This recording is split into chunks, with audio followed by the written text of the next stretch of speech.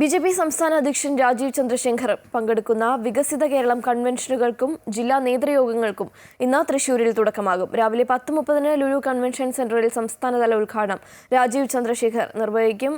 ഇന്നു മുതൽ മെയ് 10 വരെയുള്ള പരിപാടികളിൽ കേരളത്തിലെ 30 സംഘടനാ ജില്ലകളിലും സംസ്ഥാന പ്രസിഡന്റ് പ്രവർത്തകരെ അഭിസംബോധന ചെയ്യും.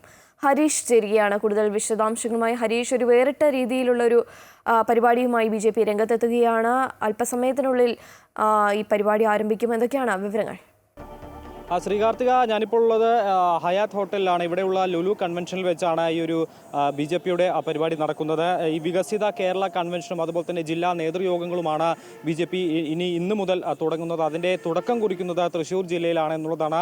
BJP സംസ്ഥാന അധ്യക്ഷൻ രാജീവ് ചന്ദ്രശേഖർ അടക്കം പങ്കെടുക്കുന്ന ഒരു പരിപാടിയാണ്. അദ്ദേഹം അല്പം മുൻപ് റെയിൽവേ സ്റ്റേഷനിൽ വന്ന് ഇറങ്ങിയിരുന്നു. വലിയ സ്വീകരണം തന്നെയാണ് BJP ജില്ലാ നേതൃത്വം അദ്ദേഹത്തിന് നൽകിയത്.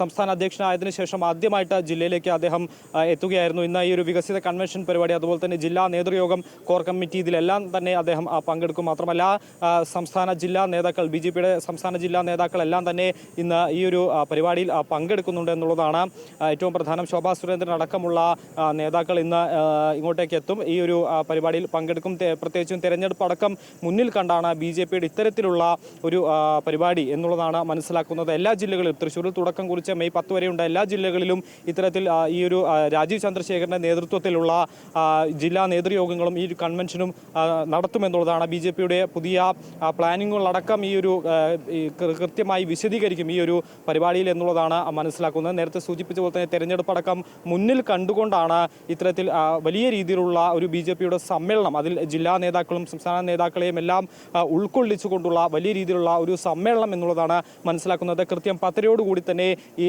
ലുലു കൺവെൻഷൻ സെന്ററിൽ ഈ ഒരു സമ്മേളനം ആരംഭിക്കും. അതിനുശേഷം മാധ്യമപ്രവർത്തകരെ അടക്കം കാണും. പത്രസമ്മേളനം വെച്ചിട്ടുണ്ട്. മാധ്യമപ്രവർത്തകരെ അടക്കം കണ്ട് കൂടുതൽ കാര്യങ്ങൾ വിശദീകരിക്കും എന്നുള്ളതാണ് മനസ്സിലാവുന്നത്. എന്തായാലും ഈ ഒരു സംസ്ഥാന ഒരു നേതൃസ്ഥാനത്തേക്ക് എത്തിയതിനു ശേഷം അദ്ദേഹം രാജീവ് ചന്ദ്രശേഖർ ആദ്യമായി തൃശ്ശൂരിലെത്തിയപ്പോൾ വലിയ ഒരു സ്വീകരണമാണ് BJPയുടെ ഭാഗത്തു നിന്നും നൽകിയിട്ടുള്ളത്. അദ്ദേഹം അല്പസമയത്തിനകം തന്നെ ഇങ്ങോട്ടേക്ക് എത്തുമെന്നുള്ളതാണ് മനസ്സിലാക്കുന്നത്. 10:00 തന്നെ ആ യോഗം ആരംഭിക്കുകയും ചെയ്യും. ശ്രീകാർത്തിക.